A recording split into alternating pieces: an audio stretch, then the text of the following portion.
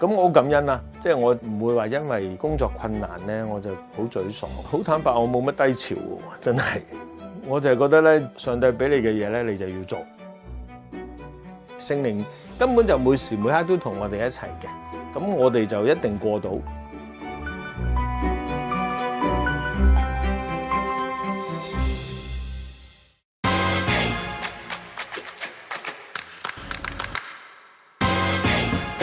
而家咧就去緊循道衛理香港堂，每年一次係全港嘅基督新教嘅教會啊，教牧同工咧有個聯合嘅聖餐。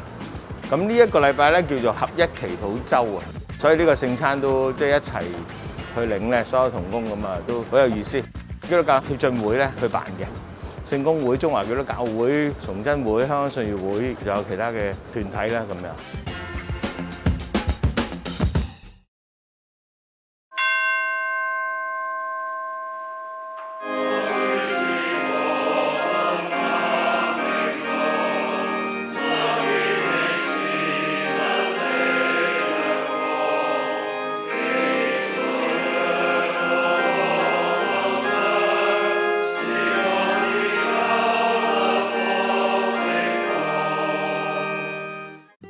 聯合聖餐崇拜就完咗啦，咁咧就而家出發咧就去牛頭角，咁啊同一位咧就同工咧就食飯。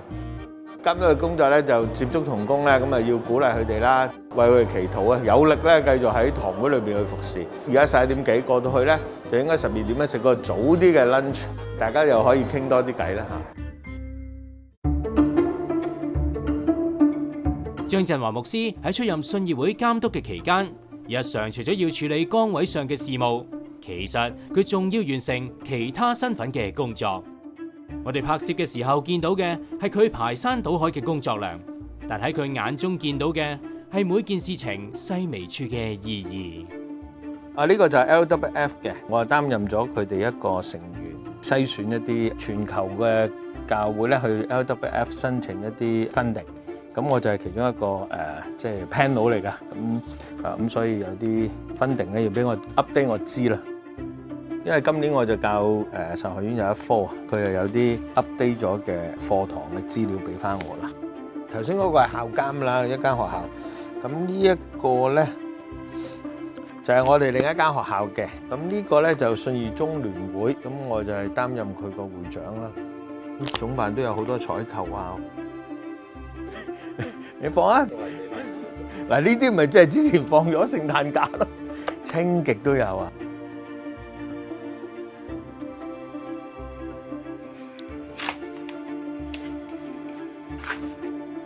咁咧簽嗰啲合約咧，一式就2份㗎，簽60張紙，隻手都攰啊。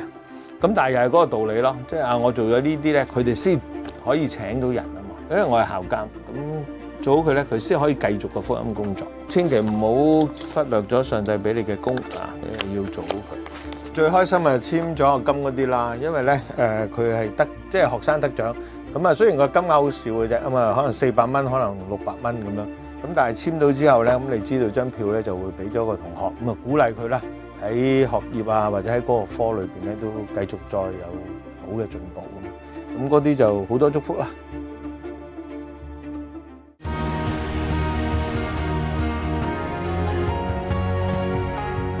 我另一個嘅工作同埋崗位咧，就係喺世界信義中聯會咧，就喺亞洲區裏邊咧去做一啲網絡嘅聯繫啦。咁我就負責咧東北亞嘅。咁東北亞咧就有韓國嘅信義會啦、日本嘅信義會啦、台灣啦同埋香港。咁喺一個地方裏邊咧，其實佢有幾個嘅信義會嘅。咁喺日本咧就有3個嘅信義會，咁我喺2018年咧我就去探訪佢哋啦。喺日本啦，即係3個教會裏邊咧，其中有一間咧就係同我哋好接近嘅、好親近嘅，咁就係日本福音信義會啦。咁啊由北海道去到鹿兒島啦，咁佢都有接近100間座堂嘅教會啊，遍佈喺成個日本咁。譬如淨係喺呢個愛知縣裏邊咧都有9間。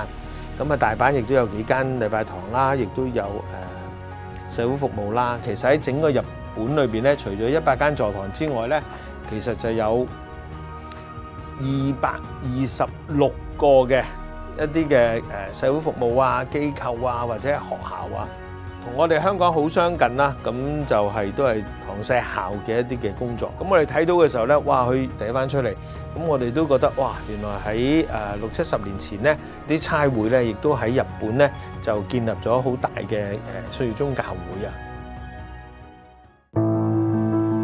從2014年到2023年，張振華牧師出任咗3屆嘅信義會監督，實實在在咁經歷咗多變嘅9年。不過每個階段嘅目標其實都係一樣。喺咁多元化、咁唔同嘅立場裏邊咧，即係我哋都要堅信一樣嘢，團結咧，教會先至有將來。即係我諗，我哋每個做基督徒咧，其實唔係單單監督嘅職責嚟嘅。不過監督喺嗰個崗位上邊咧，要處理咗好多嘅即係實務上嘅事情。但係咧，即係嗰個係一個屬靈嘅生命狀態。即係話咧，我哋係連結於耶穌基督，每一個咧都係肢體。咁其實佢有個意思嘅，我哋連結咧、團結咧，我哋先能夠繼續嘅去傳福音。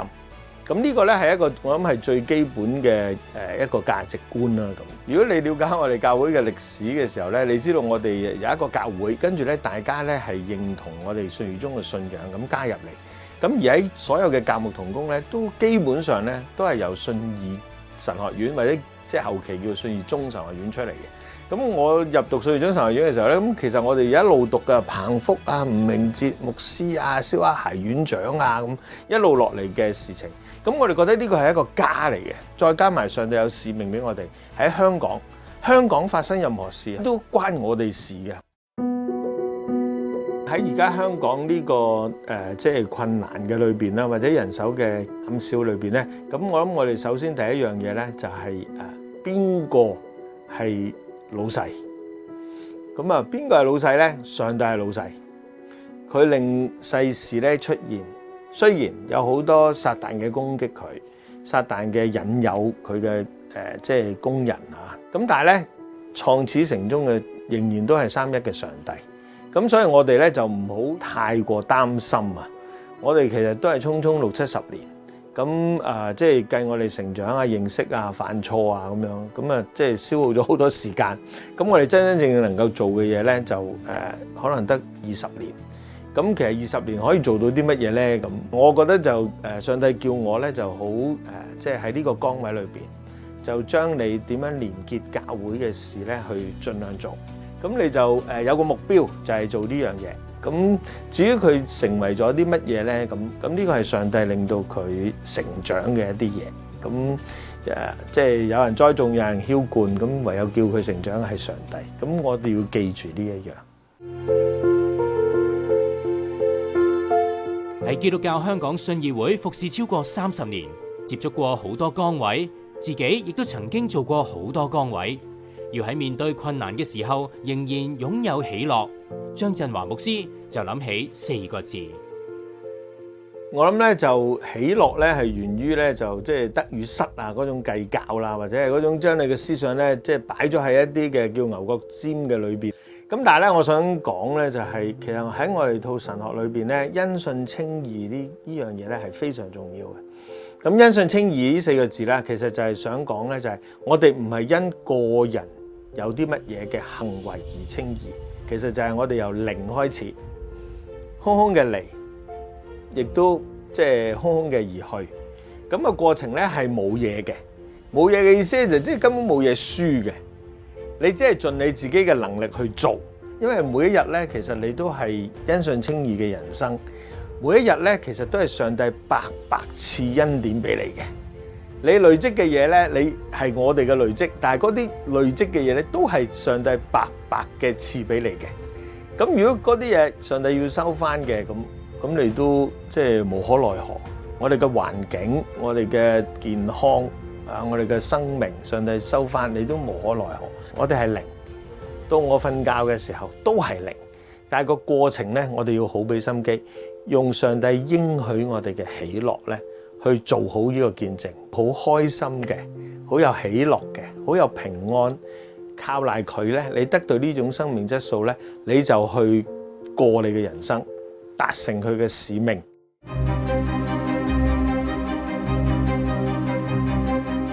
嗱，如果用因信稱義咧，擺喺我哋最基本嘅處境裏邊啦，所有同工咧係上帝賜俾我哋嘅，唔係我要做啲乜嘢去賺佢哋翻嚟嘅。當然我哋要善待佢，我哋要好喜樂，但係唔係你個人嘅野心，要將呢班同工拉入去你嘅生命裏邊，唔係嘅。係零嘅啫，即係空空嘅嚟，白白嘅而去。但係過程裏邊咧，上帝就俾我哋一個豐富嘅人生。唔好成日將所有嘢咧拉喺自己嗰度，反而咧，因為你係冇嘅，你傻嘅，你拉咁多嘢咧，其實最終都係冇嘅。咁你做乜要咁樣嘥晒啲力咧？倒不如就係你本來都冇噶啦，咁你行出去又係冇嘅。咁有啲乜嘢咧係上帝應許咧？係你嘅開心。咁你啲事工咧盡力做。啲事工都係上帝嘅，唔係做咗就係你嘅。啲同工唔係你嘅，係上帝派嚟俾你嘅。咁你好開心㗎。喺2023年8月31號，張振華牧師就會完成監督任期，崗位改變，但神俾佢生命中嘅職分仍然不變。你要知道咧，我哋同上帝一路落嚟嘅關係，教會同呢個世界一路落嚟嘅關係，如果冇馬禮遜來華，唔會有今日嘅張振華；如果冇我哋嘅即係宣教士Daniel Nelson 李立生啊，咁跟住亦都冇彭福，佢哋落到嚟香港，咁啊完全冇咗我哋。我哋嚟到香港，我哋叫香港信義會，我哋嚟到香港就係有上帝嘅旨意。所以我成日都同大家講嘅，我哋嚟到香港就係要服侍香港，唔係嚟呢度咧去享受香港嘅榮華富貴。今次嘅拍攝啦，咁其實都令我回想到咧，咁今日嘅我咧，其實都係由信徒嗰個嘅階段啦嚇，信耶穌啦，咁神學生啦、教師、牧師咁樣，跟住被選為監督。咁我諗我寄予信徒咧，其實上帝嘅工作咧係好奇妙嘅，要即係跟從上帝。咁啊，點樣跟從佢？開放自己，咁啊裝備好自己。咁啊，上帝一呼召你嘅時候咧，你就去欣然嘅咧，就呢個我就要即係好似寫下網咧去跟從主。如果你諗翻你今日嘅生活係咁樣過，但係10年之後嘅生活又係咁樣過，只不過咧可能個人肥咗，啲錢多咗，累積咗好多嘢，但係你嘅質素咧，或者跟隨主嘅個心智咧冇改變冇進步嘅咧，即係咁你只係活咗一日嘅啫。咁我哋一定要即係好好裝備自己。咁我好感恩啦，即係有一個信徒咁啊，我哋睇到唔係我做咗幾多嘢，而係上帝去使用咗我。咁我呢個係即係非常之感恩，一生都係感恩。